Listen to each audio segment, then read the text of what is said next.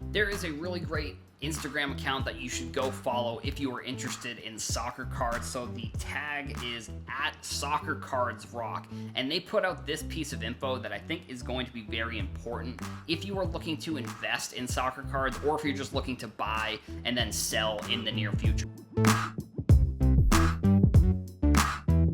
So basically, the piece of information here is just that they searched soccer card or soccer cards, and they use Google Trends, and you can see the spike of each of the World Cups, which I think is interesting. Now, one thing that they pointed out in their caption of their Instagram post was that there are some in soccer, there's something called a yellow card and a red card. I'm sure anybody who's into soccer obviously knows that, but that could be one of the reasons why this seems to spike around the World Cup, because obviously more people are interested in soccer around the World Cup maybe than anytime throughout the year. Now, as you can see, 2018 inside the United States, there wasn't as big of a spike. That's probably because the United States didn't make the World Cup.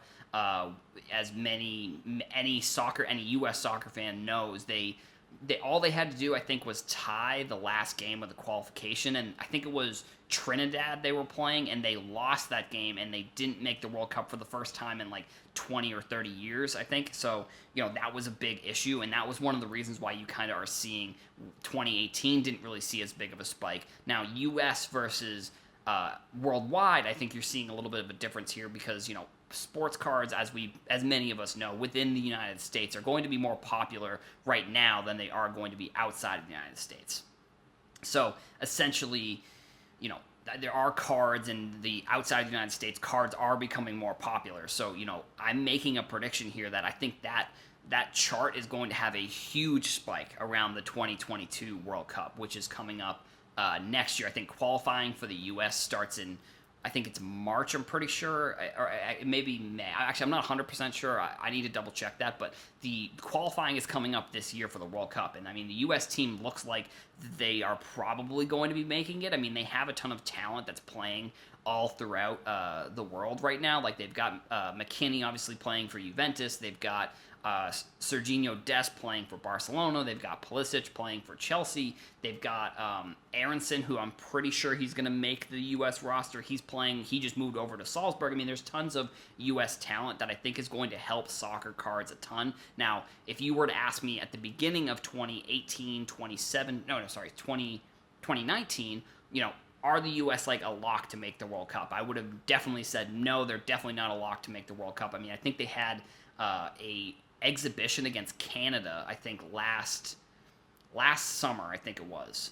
No, it would have been probably December of 2019, I think, is when they had, I don't remember the exact date, I'm sorry, but they had a game against Canada, like a friendly, where they hadn't given up a goal to Canada in like 10 years, and they hadn't lost to Canada in about like 20 or 30 years, and they lost to them. Like, Alphonso Davies is a great Canadian player who plays for Bayern Munich now, who was playing in that game. And I mean, you look at that, after that game, I was like, wow, so the U.S. is probably in some trouble here. Now, if we're comparing then to now, I think the players have definitely gotten a lot better. I think the 2022 World Cup is going to be very interesting for the U.S. and for many teams because, we have kind of had cancellations, obviously, with like COVID and all that stuff. Like, the U.S. team hasn't really played together that much. Like, they're going into this qualifying with like this core that's only really played like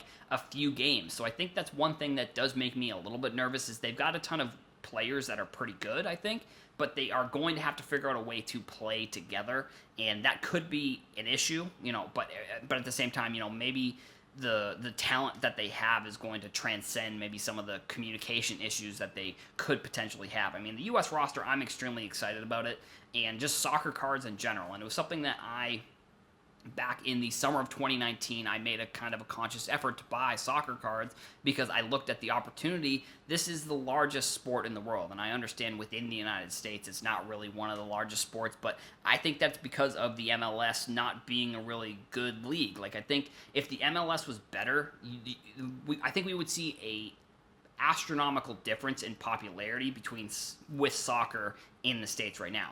I think it's definitely growing in popularity. I mean, you're seeing, I've talked about this in previous videos, where like ESPN is getting rights to games, CBS Sports is getting rights to games, Bleacher Report is getting rights to games. So you're seeing a lot of companies get these rights, and they're going to be playing more soccer on TV or ESPN Plus, kind of depending on where you want to watch it. But like the Bundesliga moving over to ESPN Plus, or maybe these games might be on ESPN, is going to be huge.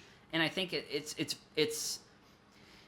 a sport that I think has a lot of potential within the United States. I think abroad as well. You know, I've talked about, I think a couple videos back, I forget exactly when it was, but I was talking about how Panini had talked about that they're going to be selling exclusive Prism product on the UK site, which I think the pricing was a little bit high for some people when I was talking, kind of getting opinions from people around the soccer community that I know.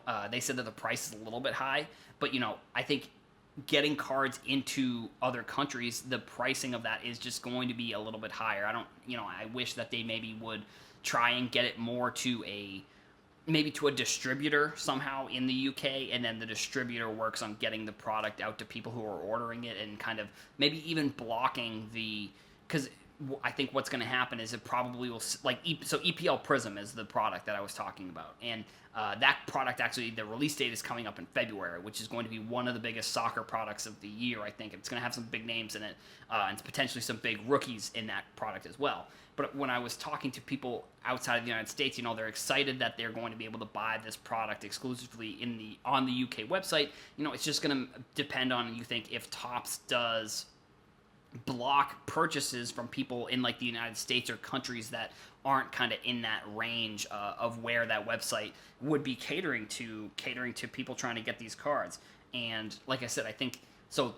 That's one of the ways, is cards becoming more accessible and becoming more popular overseas is how I see soccer growing. And then obviously within the United States, with sports cards being so popular, I think that soccer becoming a more popular sport is kind of one of the other ways that we're going to see a pretty significant spike in some of these cards. Now, right now, I don't know. I think that soccer cards may be the most popular they have ever been.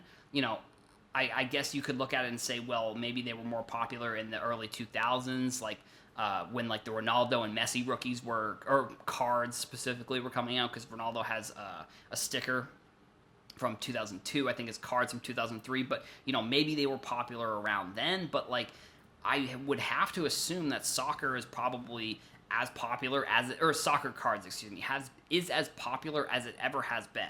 And if we're going in, and I've been saying it this whole time, like, honestly, I didn't expect soccer cards to be at the point where they are right now. I was looking at soccer cards in the summer of 2019 saying, once the 2022 World Cup comes around, I thought that the pricing that we're seeing now was what the pricing was going to be during the 2022 World Cup. So I thought we were about 2 years away from where we are now specifically happening. So that kind of... I think a lot of people got into soccer cards, and I think we may not see as large of it. We may have just seen the largest growth in the market over the past year, but but once we're coming up closer to the World Cup, I think there is a chance that we could see another spike. Like, for example, eBay came out with their data from 2020, and soccer was actually the second highest growing volume of cards that were sold on eBay. I think it was around 300. It was over 300%. I forget exactly what the number was, but it was second behind basketball in terms of growth of volume of sales. So I look at that and I say, well, is there a chance that we see another 300% growth? Now, also, I think it's good to point out that, like, soccer cards were...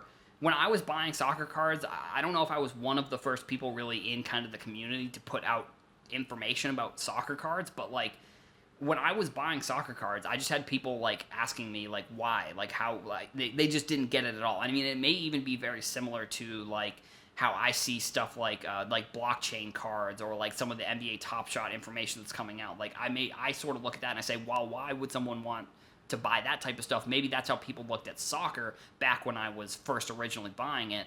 And like I said, we saw a very significant growth in 2020 for soccer cards. So I think we probably see another pretty significant spike around that 2022 World Cup. The other main reason I was big into soccer and actually was a huge long play for me. That still is, I think, a long play if you're looking into it.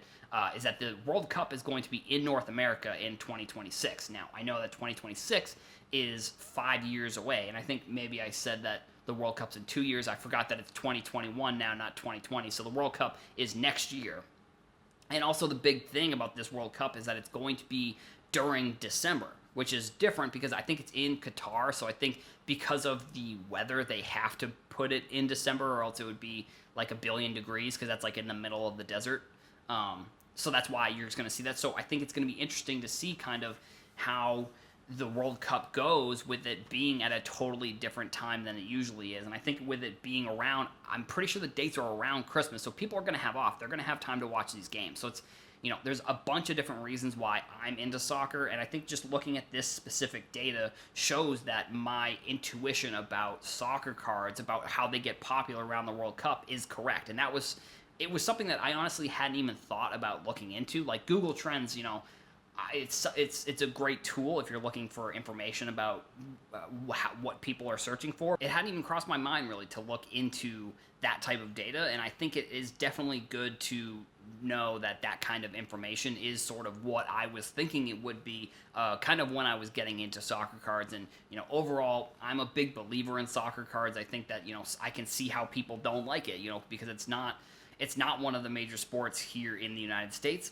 But I think it's definitely a sport that has a ton of potential, and I think even the MLS has potential to grow pretty significantly, and if that happens, I think we're going to see kind of an acceleration of soccer potentially growing in the United States.